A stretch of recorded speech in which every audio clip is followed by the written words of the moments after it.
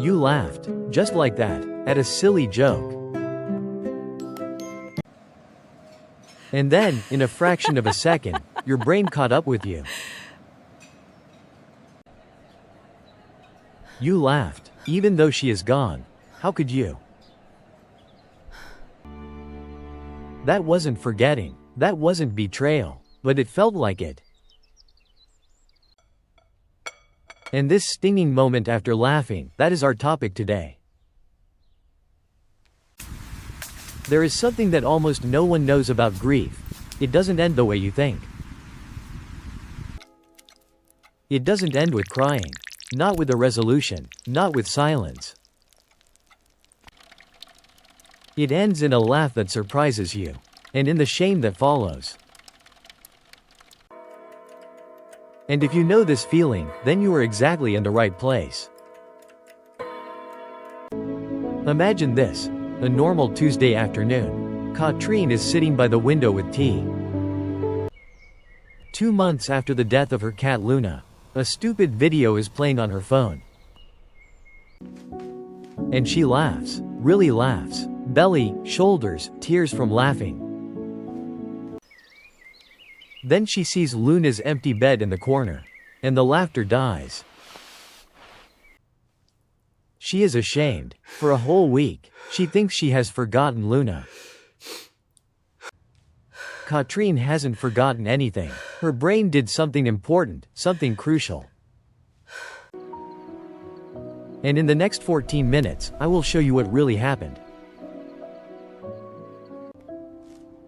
Not as comfort, but as truth, because you deserve the truth.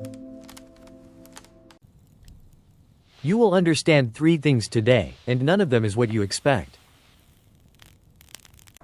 First, why laughing after loss is not betrayal. Second, why your brain keeps her. And third, why a smile without tears is the strongest proof of love. Let's start at the beginning. What is grief really, and what is it not? Most people imagine grief as a line. Pain, then less, then nothing. That is wrong. Grief is a spiral. Better, then suddenly deep down again. And that is not a relapse. That is not a sign that you are weak. That is proof that your brain is still working, still processing, still loving.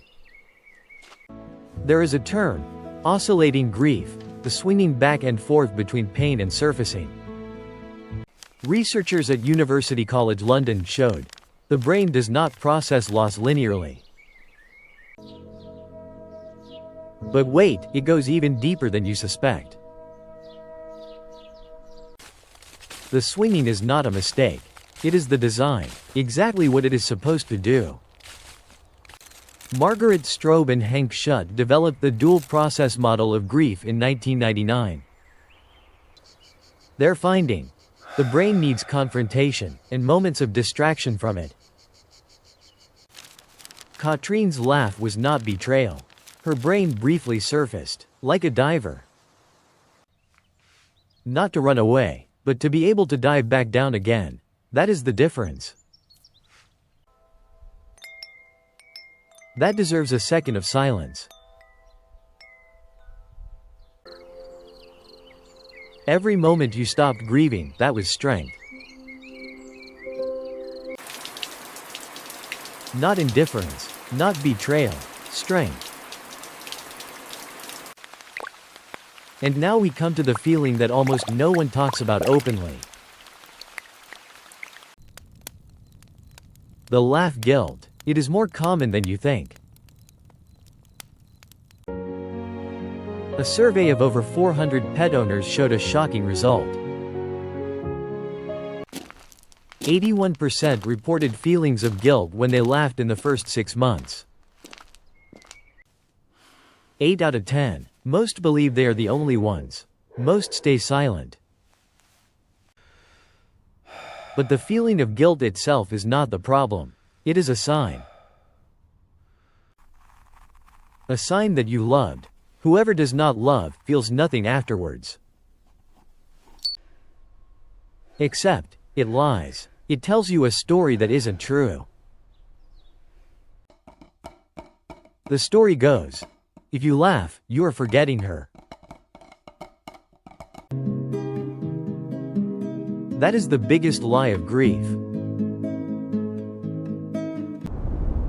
Your brain does not forget her. It simply cannot, not after true love.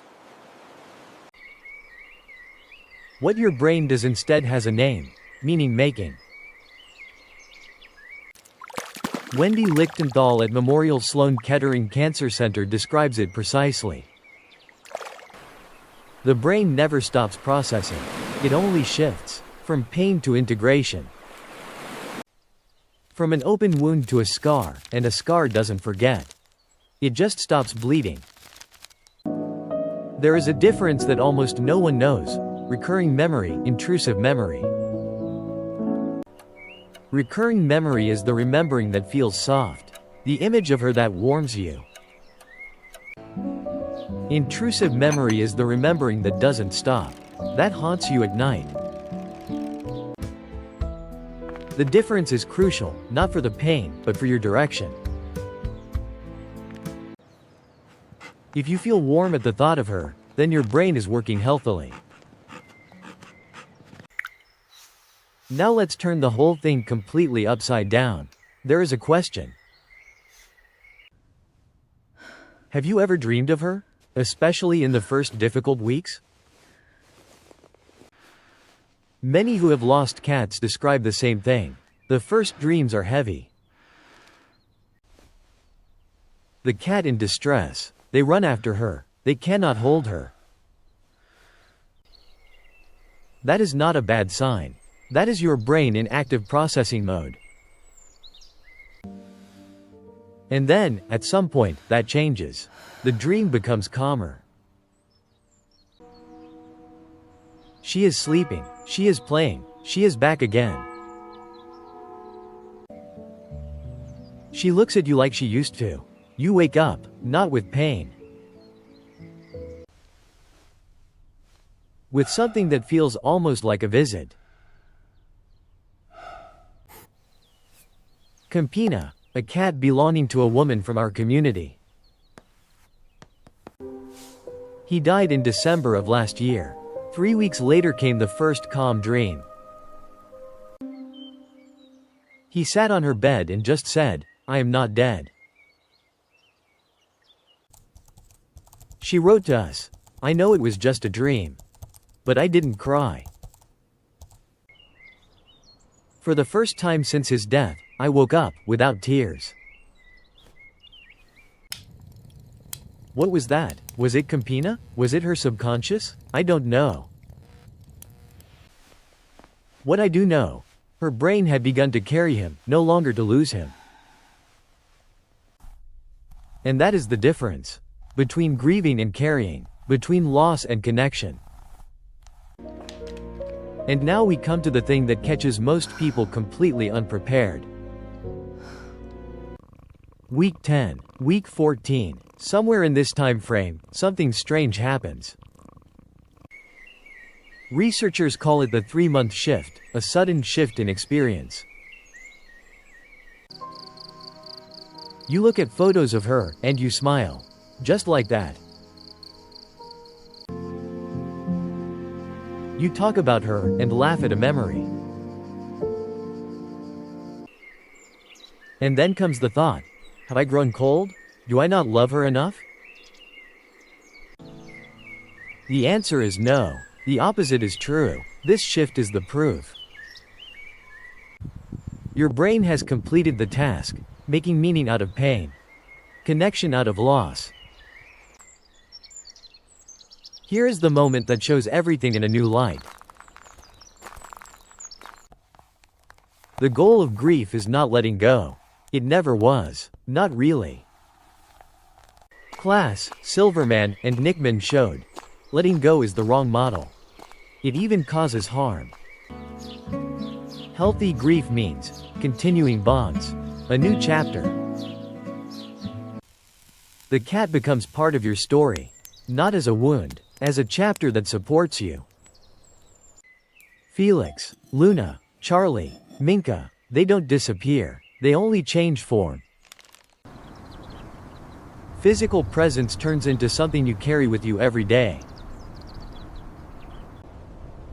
A tenderness, a way of looking at the world, an echo that remains. I need to pause for a moment, because what comes now is really important. If you smiled today, if you think of her, you haven't forgotten her. You have let her arrive, inside you, as a part of you, forever. Do you remember what I said right at the beginning? You laughed, and felt ashamed. Do you see this moment differently now?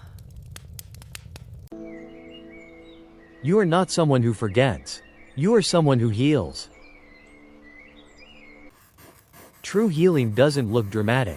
It is quiet. It happens in small things.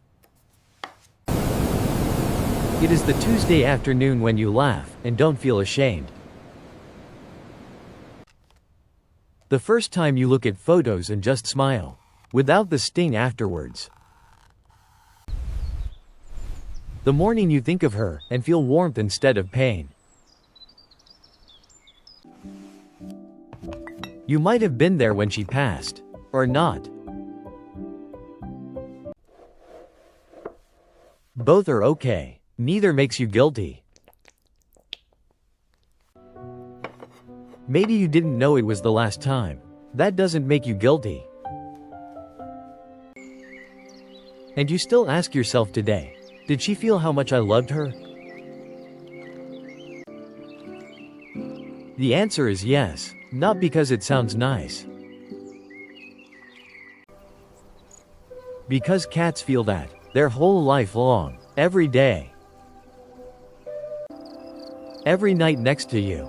Every quiet second. Every moment of silence together. That was love, on both sides, without words, without doubts, without conditions. And this love, it didn't leave with her. It sleeps within you, awake, quietly. Your brain has been working, night after night, memory after memory. It hasn't locked her away. It has integrated her into your way of loving. The moment you stopped waiting, that was not betrayal.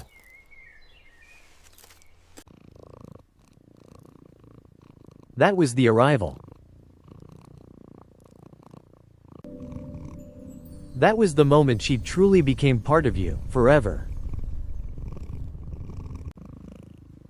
I sometimes wonder, what would she have told you, in that moment? When you felt ashamed of laughing, what would she have said, if she could? Write it to us, in the comments, not for us, for the others. For the person reading right now exactly what you felt back then. So they know, laughing is not forgetting. Laughing is love that has learned to breathe. Felix, Charlie, Luna, Campina, Minka, and whatever yours is named. She was here, she changed you, and she is still here, inside you.